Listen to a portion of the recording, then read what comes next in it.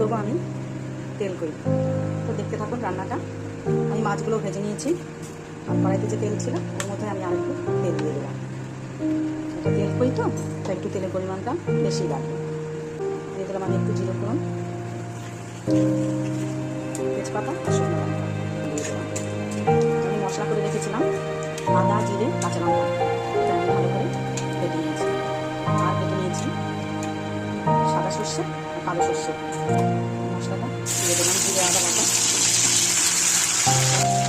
আর একটু মশলা ছিল বাটিতে, সেটা আমি দিয়ে দিলাম। লঙ্কার গুঁড়ো,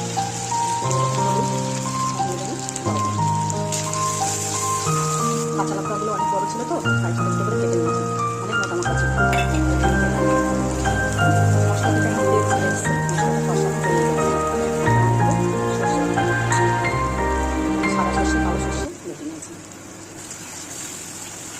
এটা ভালো করে নাড়াচাড়া করে মিশিয়ে নিয়ে বেশি না 2 মিনিটের মতো এটা কষিয়ে নেবো, তাহলে তেতো ভাবটা থাকে না। সর্ষে বাটাটা তেলের উপরে দিলে কোনো তেতো হয় না, হালকা তেলে একটু কষিয়ে নিলে তেতো ভাবটা কেটে যায়। দেখুন আর হয়ে গেছে। এখন আমি পাশে ফুটিয়ে রাখা জলটা দিয়ে দেবো।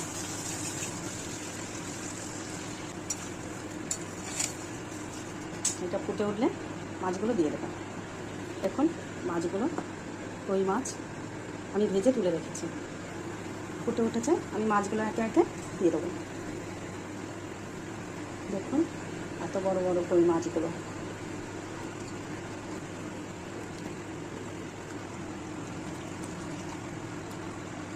আপনারা কীভাবে তেল কই বানিয়ে খান একটু বলবেন প্লিজ কমেন্ট বক্সে।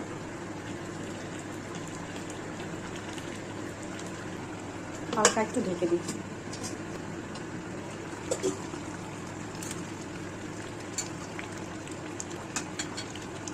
রেডি আমার তেল কই।